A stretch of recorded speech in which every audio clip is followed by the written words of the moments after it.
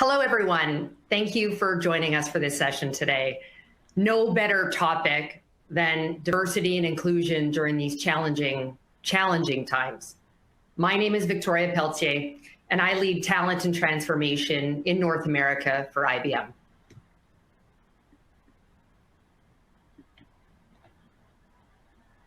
Ubuntu. No, I'm not talking about the operating system. I'm referring to a Zimbabwe word that rose to notoriety during the days of the South African apartheid. Ubuntu. No real word in English to describe what it means, but there are a string or a phrase that really does a good job. Ubuntu means I am because we are. Let me say that again. I am because we are. So we're here to talk about intentionality around diversity and, importantly, inclusion, intentional inclusion. So I want to cover a number of things related to that topic today.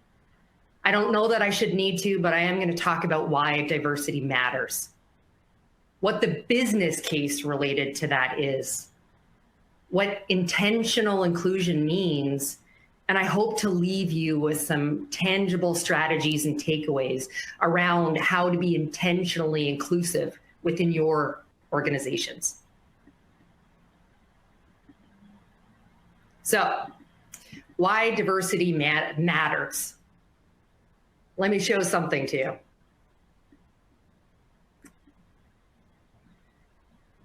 This New Yorker cartoon tells a story. Personally, it's been my lived experience. Now, let me say, I recognize I'm privileged, not only to have this platform here today to share with you all and to work for an organization that lives so strongly behind its diversity and inclusion culture. I'm privileged because I was born in North America. I was born white. But with this privilege, comes some responsibility. This cartoon demonstrates much of what I've experienced. No, I'm not a Black woman sitting in front of, a white audience of men, but I have been the only in the room on many, many times, the only one visibly. Interestingly, when you look at the statistics, there's only 37 female CEOs in the Fortune 500. Only 5 Black CEOs.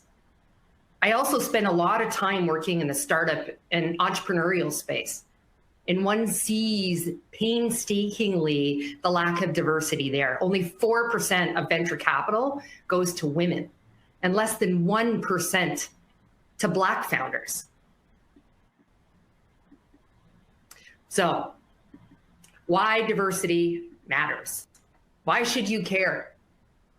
In business terms, many are talking about what's the return on the investment that you'll make, from a diverse and inclusive culture. Before I do that, let me just talk to you about the definition of diversity. We tend to default to really, only a couple of types, gender and race. But the fact is, it comes in many, many forms, not to mention the intersectionality of all of those. In business, we're typically talking about 2 forms of diversity in broad categories, one being inherent diversity, and the other is acquired diversity. So inherent diversity are the traits that we're born with: gender, ethnicity, sexual orientation, or neurodiversity. The other, acquired diversity, involves traits that we gain from experience. Those can be things like the experience we've gained working in another country, or perhaps it's working in different functional or business units and bringing those experiences over to the new roles that we sit in. Successful teams and companies are those who have several forms of diversity, often referred to as 2-dimensional diversity. The importance of diversity. Diversity within an organization helps to build connections and understanding, something that's so critically important in the times we're living in right now. It's a strategic competitive advantage. Companies that are more diverse and inclusive in their workplace and their culture quite simply outperform their competitors. Full stop. The data supports this. Interestingly, Catalyst research found that mixed gender boards have fewer instances of fraud, corruption, bribery, shareholder battles, while demonstrating more effective risk management strategies and when you look at their overall investment portfolio. But let me get very specific about some of the benefits. Higher rates of workplace diversity and inclusion help companies evolve, be more innovative, problem solve, and be more productive. Moreover, highly diverse and inclusive workplaces drive not only a more positive corporate culture, but increased employee engagement and higher retention rates.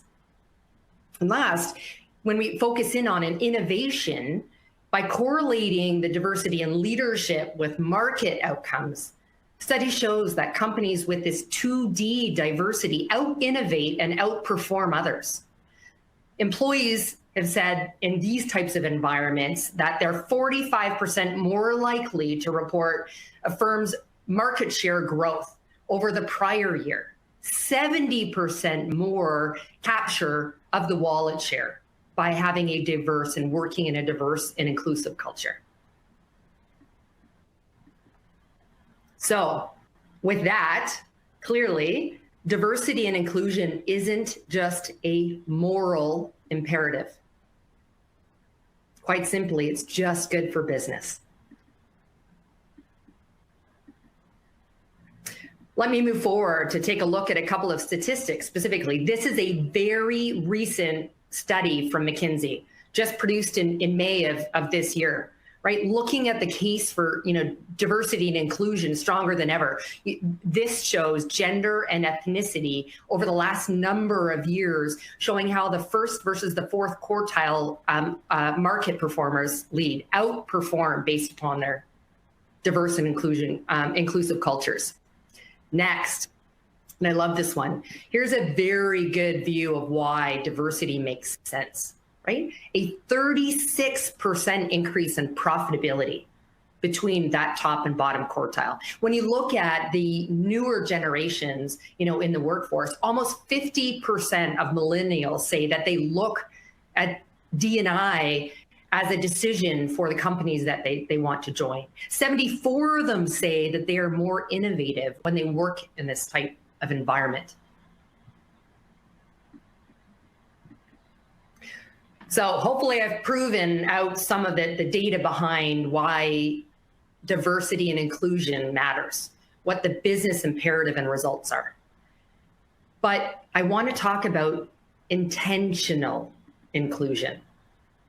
You need to recognize that D&I is not a process, is a process, I should say. It is not a program. So again, let me just repeat that. Diversity and inclusion is a process, not a program. So what do I mean when we talk about intentional inclusion? We as leaders are constantly facing crises after crises. We're living in one right now. Even the most well-meaning leaders will resort to heuristics or snap decision-making rather than making deliberate, goal-oriented decisions.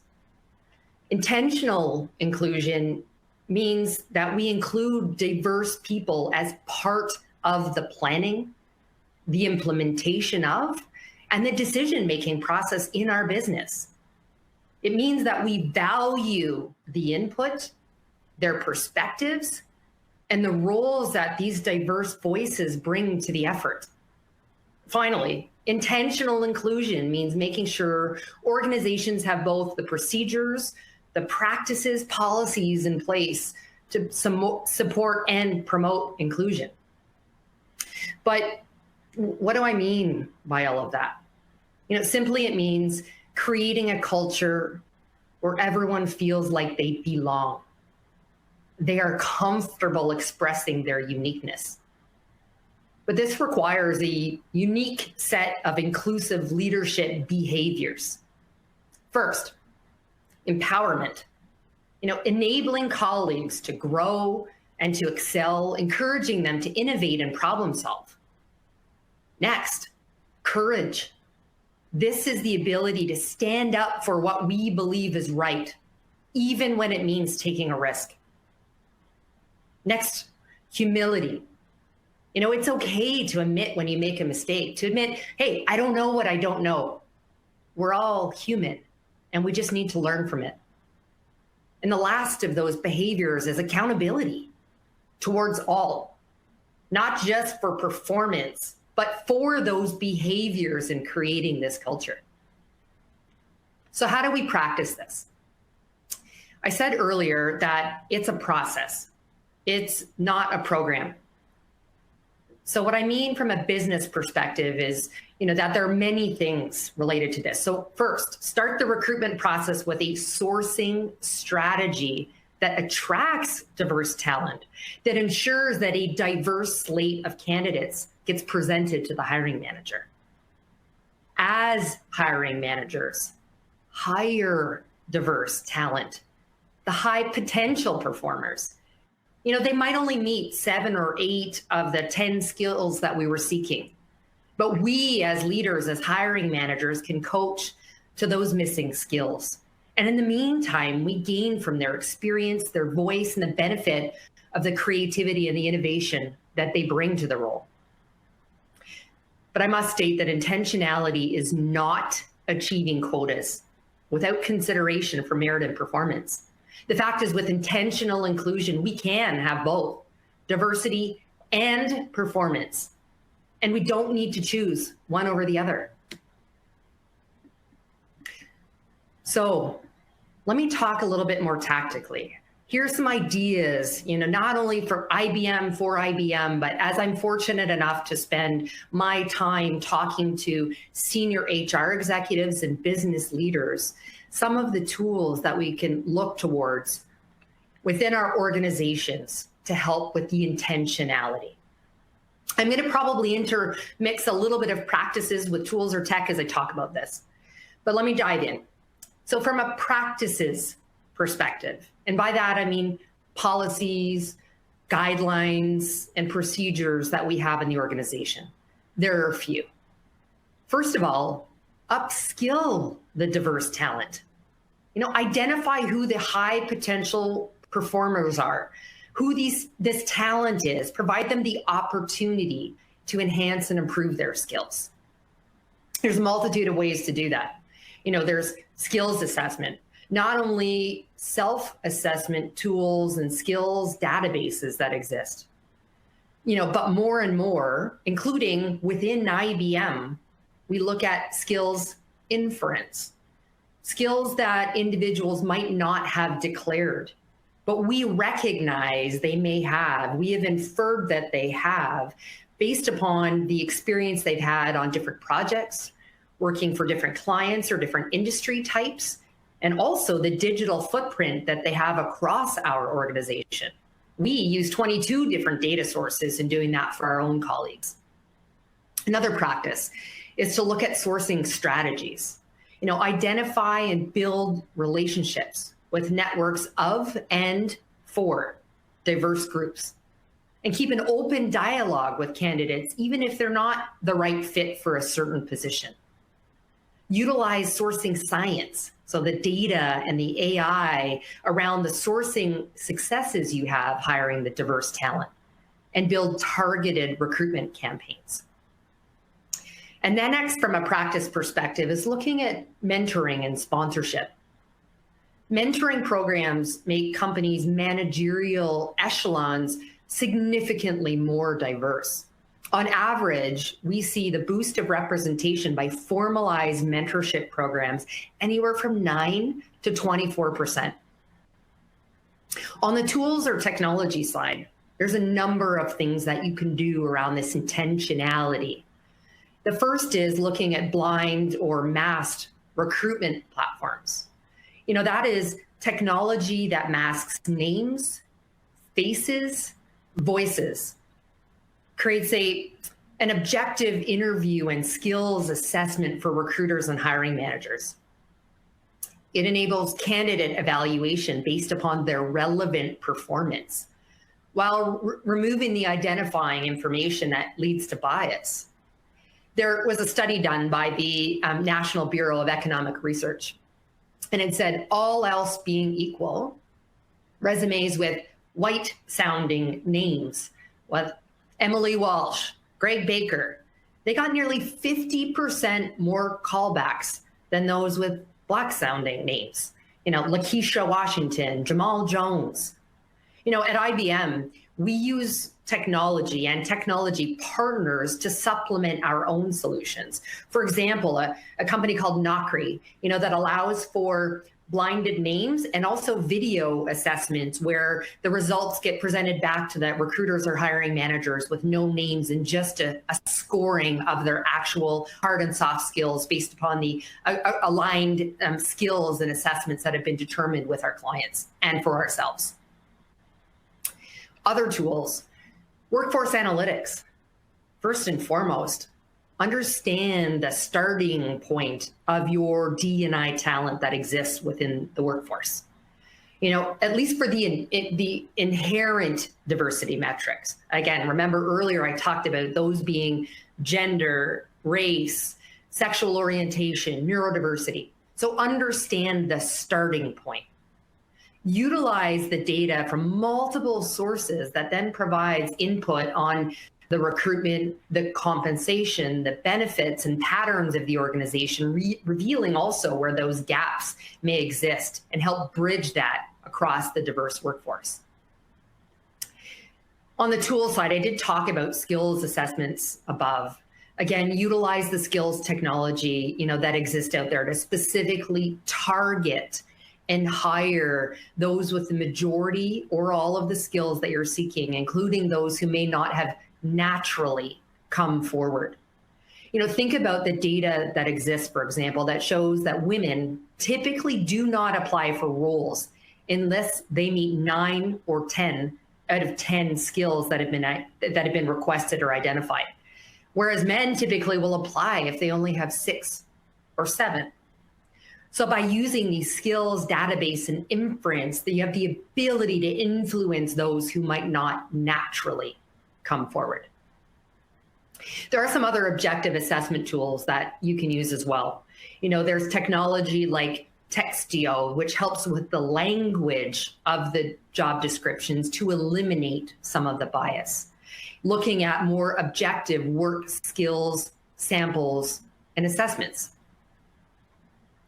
So with that, I want to talk about some next steps and key takeaways beyond some of these practices and tools or technology that can be leveraged. First, set goals and objectives, right? The adage is you can't manage what you can't measure. Establish realistic, achievable, and relevant goals and measure performance against these goals while holding your leadership accountable to meeting them. The next is education. Quite simply, not just the hiring managers, but those on the front line doing your recruiting. Educate your colleagues and all employees, for that matter, on both conscious and unconscious bias. Speak about the value, the benefits of diversity and inclusion within the organization. Next, focus on building a culture of inclusion. I spoke earlier about the leadership behaviors that are required. Building a culture of inclusion means empowering your workforce, allowing them to be bold and to be courageous to speak up. Critically important, you need to make everyone accountable for this and not just your leadership. Last, ask for help. You are not in this alone. Humility was one of those leadership behaviors I talked about, right? Creating that culture. Again, it's okay to say, I don't know what I don't know. and we're here to help.